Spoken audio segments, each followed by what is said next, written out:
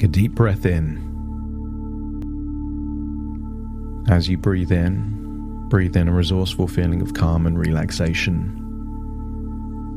And as you exhale, just allow any feelings of worry, stress, or tension to feel like it's leaving your body in your outward breath. Meaning that as you breathe in and breathe out, you can release tension, particularly around your eyelids. And on the next outward breath, that's it, just close your eyes.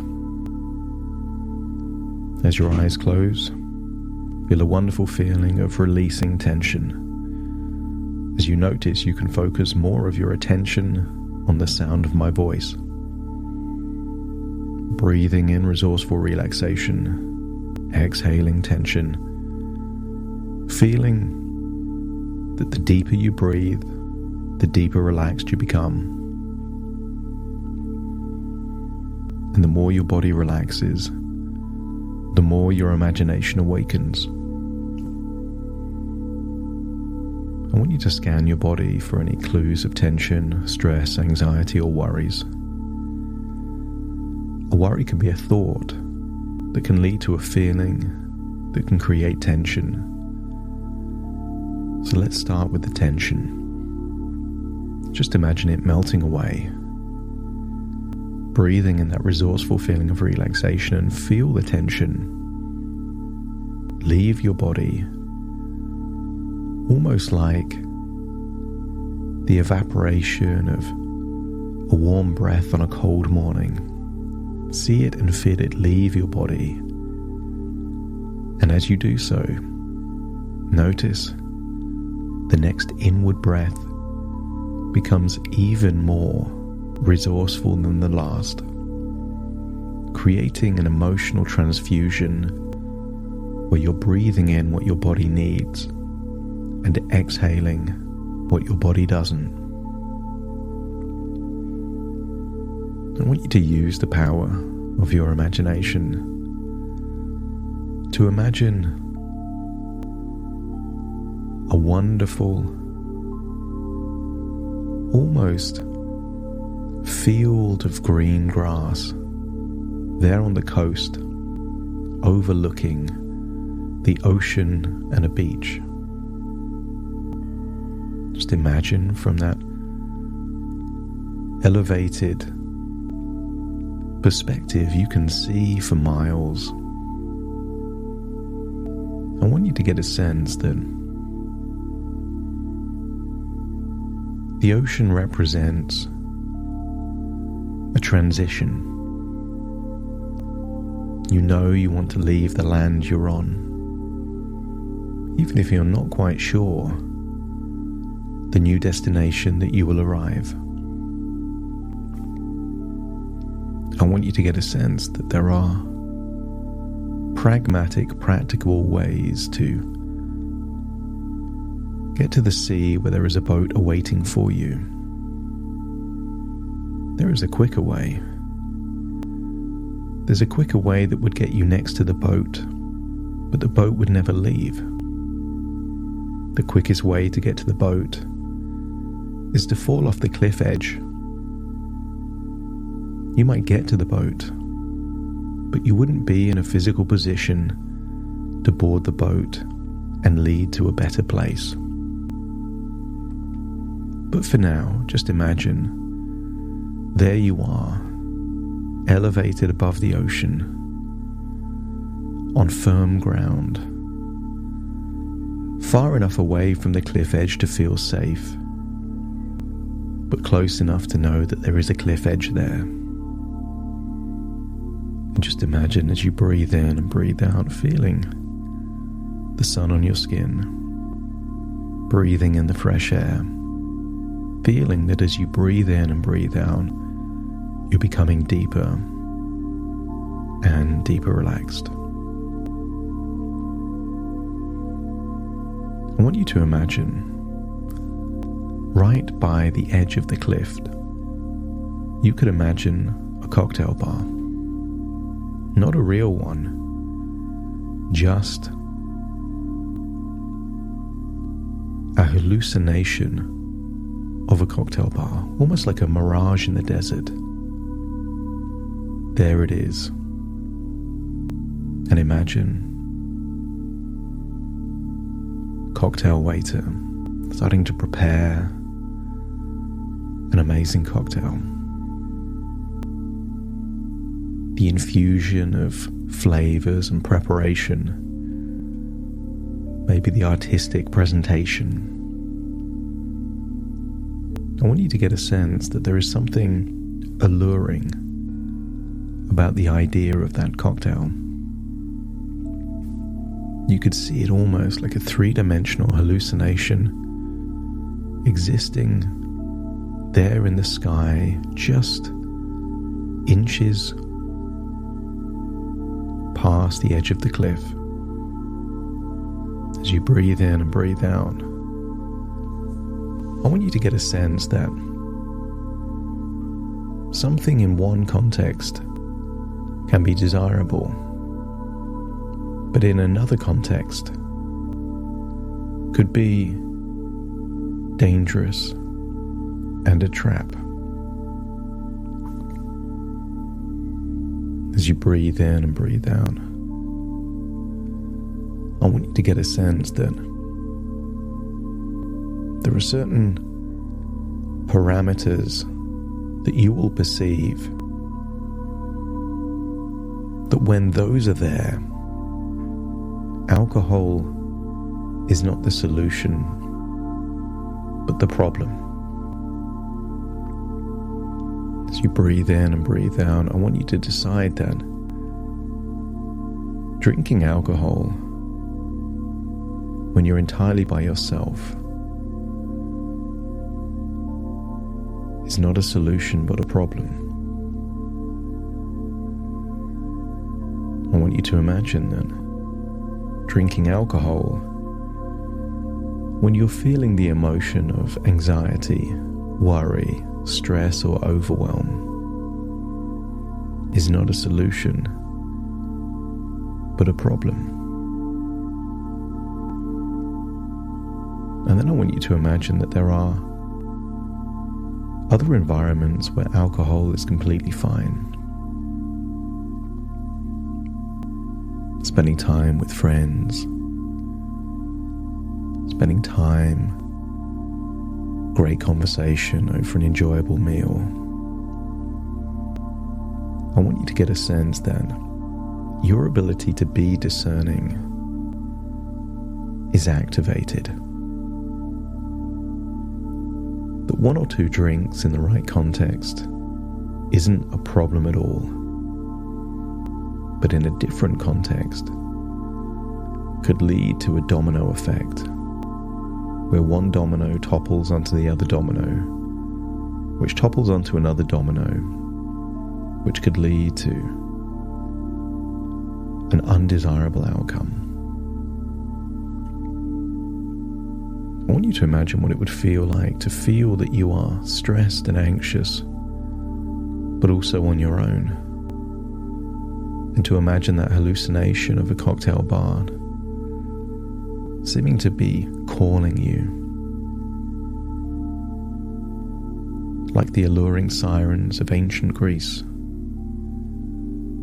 It seems to solve the very problem that you have and make all those issues go away. As you venture towards that cocktail bar, you ignore that you're getting closer to the edge of a cliff. You're seeing the colors of the cocktail. You're seeing the presentation, the shakes, the spins, the color of the glass, the smell, and feel that you're getting closer and closer to that hallucination right there over the cliff edge. That if you're on your own and feeling worried or stressed, even the first drink is a trap. As you get closer, You get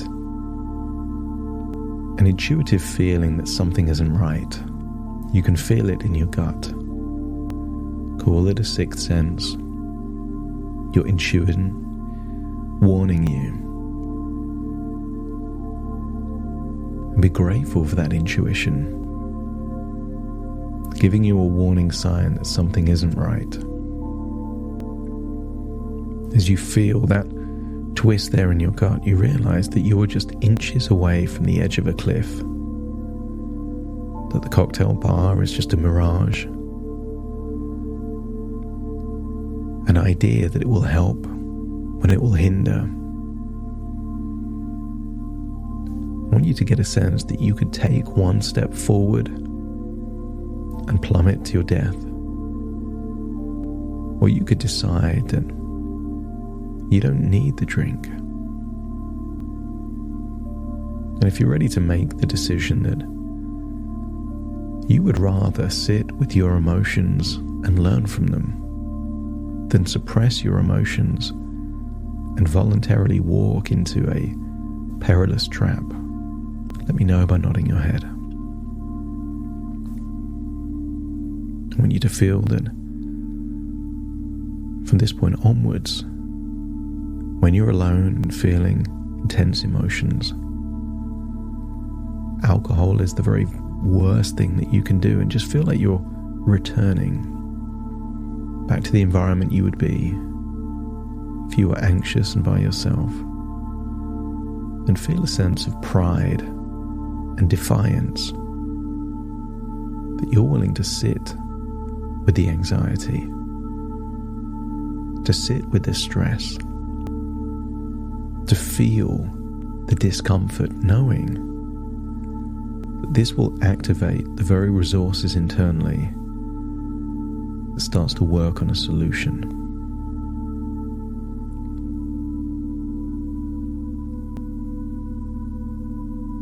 Hundreds of years ago,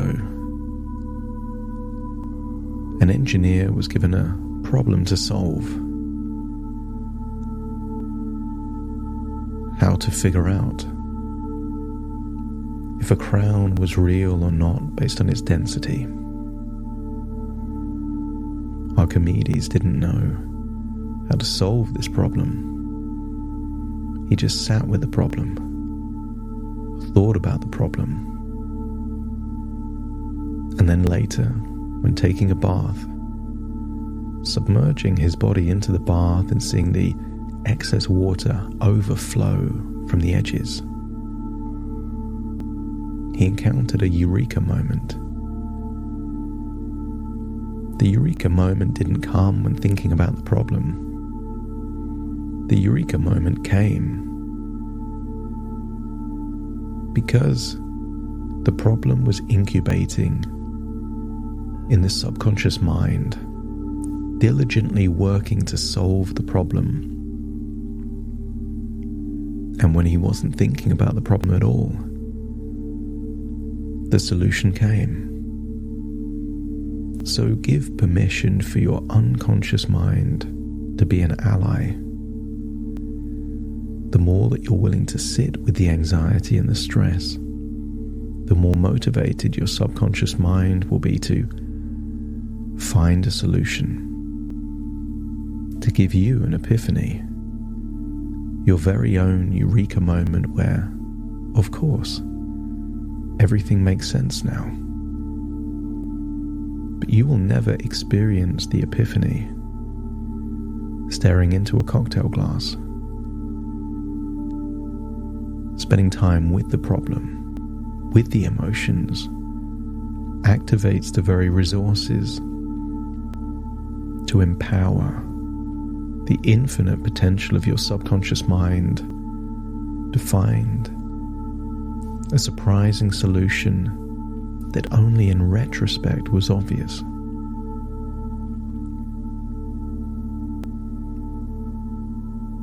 Rather than falling off the edge of a cliff, you decide to trek down to the shore.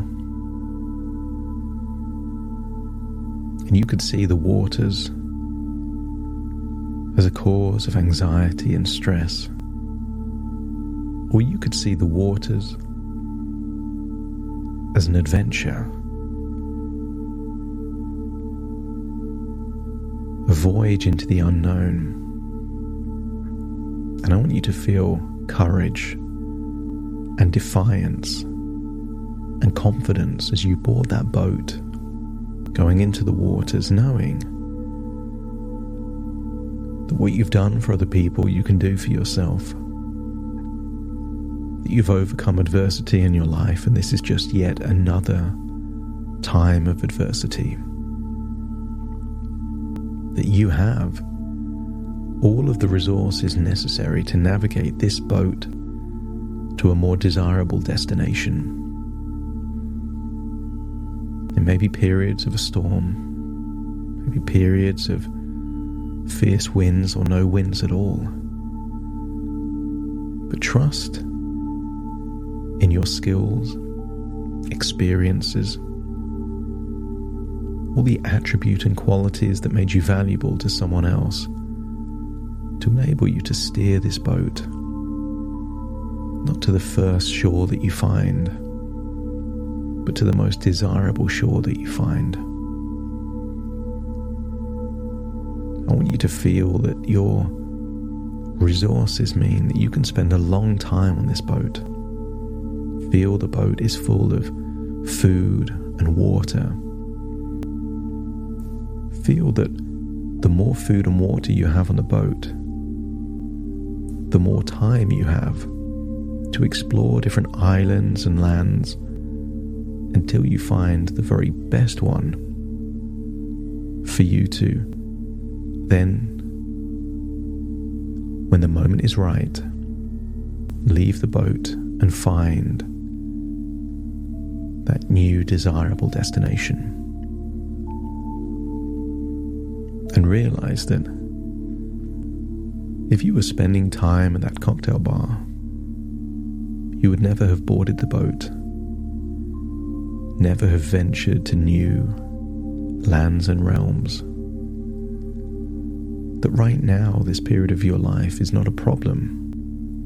It's a quest. And you are unlocking all of the resources, the courage, the faith, the confidence, the self-belief to relish this quest. And you will know you've achieved your quest when you found the ideal place for you to depart your boat. The sirens luring you to the rocks, luring you to the cliff edge, no longer tempt you because you see them as the danger, not the solution. As you breathe in and breathe out, feel like you're returning to the present with a sense of clarity. Alcohol is not the problem, because alcohol is fine in a social setting in moderate amounts. It's only a danger when you're on your own with heavy emotions. That's the cliff edge that you get to avoid. As you return to the present with that clarity, strategy, and self-belief, take a deep breath in through your nose and out through your nose. Wiggle your fingers, wiggle your toes, feel connected to the present moment. As I now count from 1 to 10 to awaken you, you will awaken feeling resourceful, confident, eager to move forward. Starting to count. 1, 2, 3, waking up. 4, 5, 6, more alert.